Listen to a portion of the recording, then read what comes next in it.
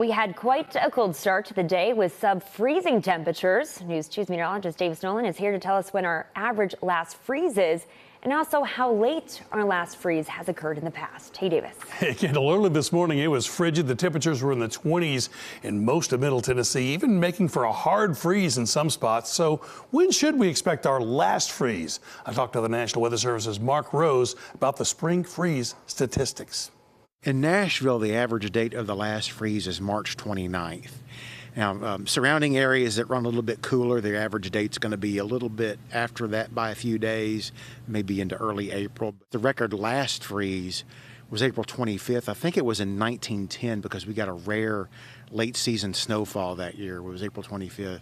Last year, the last freeze was March 19th. So since we got a freeze this morning, we've already beaten last year. So with freezing temperatures this morning, you might wonder, why wasn't there a freeze warning from the National Weather Service? Well, they've changed their parameters for that.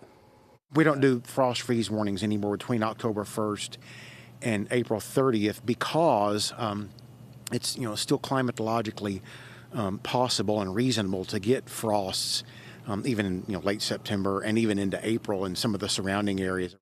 He went on to say that after May 1st, it becomes more unusual or rare to see a freeze and therefore warranting a frost or freeze warning. And by the way, when he said the average last freeze is the 29th of this month, that's for the 30-year average, the last 30 years. If you go way back to the 1800s, it's the March 31st. So it's actually moved back a couple of days. Back to you.